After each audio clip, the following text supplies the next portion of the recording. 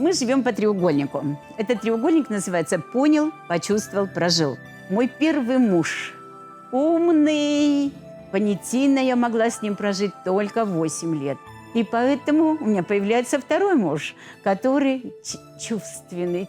С ним почти невозможно было ни о чем разговаривать. И с ним приятно выращивать детей. Ну, с первым это интересно, жить по понятиям, это вообще интересно. И когда это закончилось, появляется тот, с кем можно прожил. Он и умный, и понятийный, и тут же и чувственный.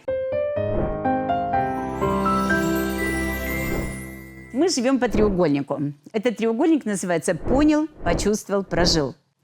Итак, мой первый муж умный, отличник. Мы встречаемся на кафедре астрономии. Мы занимаем первый рейтинг в нашей группе. У нас одни. Я сдаю на 5 экзамен всегда, идя первая. Он идет последним, но тоже сдает на 5. Он настолько умный, с ним так интересно разговаривать. У нас есть общие темы, и это все понятийно. Понятийно я могла с ним прожить только 8 лет. Больше 8 лет это было невозможно. То есть потом начинаются жуткие споры по понятиям.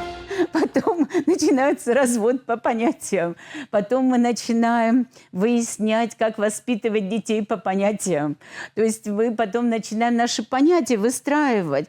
А чувства-то где? А чувств-то нет совсем, любви-то нет никакой, у нас только мозги, мы сталкиваемся лбами и продолжаем жить по понятиям. Мы читаем очень много книг, мы читаем много психологической литературы, сексуальной литературы, литературы по воспитанию детей. Мы столько переработали всего, и вот эта жизнь по понятиям, она, конечно, достала. И мы приходим на бракоразводный процесс. Они говорят: да вы что? Нельзя. Вас никак нельзя развести. Я вот так встала и говорю: разведите нас, пожалуйста. И слезы из глаз. И что они могли с этим сделать? Они, конечно, меня развели. Но ведь как они меня только развели, я тут же в ЗАГС побежала. Поэтому это вот такое другое начало.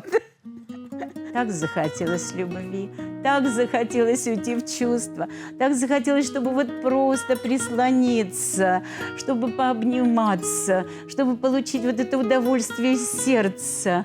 И поэтому у меня появляется второй муж, который чувственный. Чувственный, даже не знаю до чего.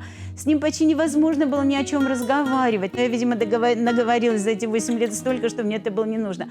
Он мне пишет стихи, он приносит мне цветы, он пытается меня оградить. Мы с ним ходим на прогулки, берем детей.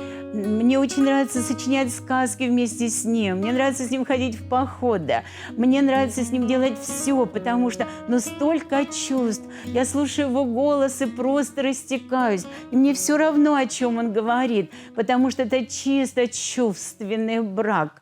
И вот на этих чувствах рядом с ним становится настолько все активным. Как-то я смотрю, так без понятий всяких улучшается еда, и она становится более насыщенной, она становится более чувственной. Или у меня начинает меняться гардероб, он тоже становится каким-то более ручным, что ли. То есть я начинаю сама что-то создавать и для детей, для себя, для него. Он тоже все время что-то создает. То есть вот этот постоянный handmade. Я сейчас не буду оценивать, насколько он хорош или не хорош. У нас появляется сад, мы начинаем заниматься растениями, мы начинаем настолько в природу входить. И самое смешное, что когда со вторым мужем, как я знакомлюсь, потому что астрономия же, это же все равно телескоп, это же все равно он заходит, мы едем в поход, это зимний поход, вдруг заходит человек, и у него в руках то, что написано «подзорная труба». А он должен был принести трубу для печки, которую мы будем ставить в палатку.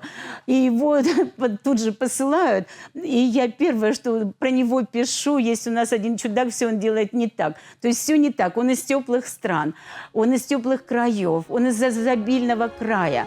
Он рассказывает про Волгу, по которой плывут пароходы, как дома.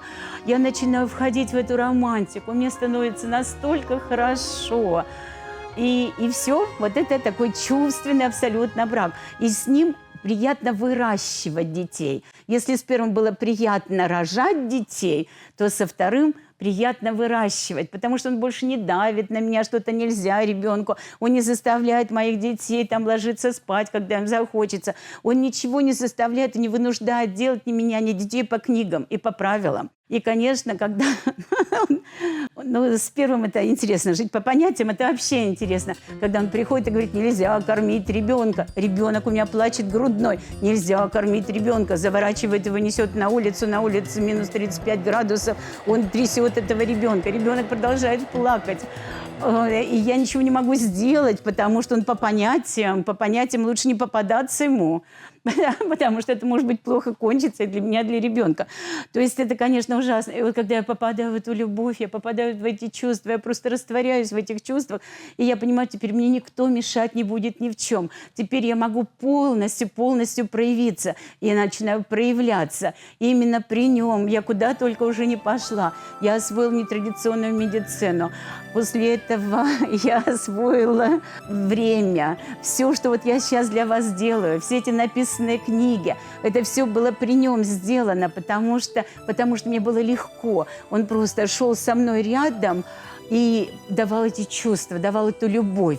Этот развод был очень длительным, потому что, это уже все описано в «Дорогой секунде любви». Вы можете это прочитать, что такое развод и как это происходит. И, конечно, он, по-моему, он-то со мной до сих пор не развелся, потому что он все равно недалеко, он рядом, он все время... А я знаю, что все мужья все равно мной живут. И что они-то со мной не развелись, а я с ними развелась. Я ушла и пошла по следующей стадии треугольника. И когда это закончилось... Появляется тот, с кем можно прожил. Он и умный, и понятийный, и тут же и чувственный. То есть осталось и то, и другое. Все осталось, и все совместилось, а главное, он тот, кто идет со мной, и именно по времени. Он никуда его не сносит уже, ни в чувства, ни в понятия. Он только со мной в моем ритмометоде. И с ним, конечно, очень удобно, очень комфортно.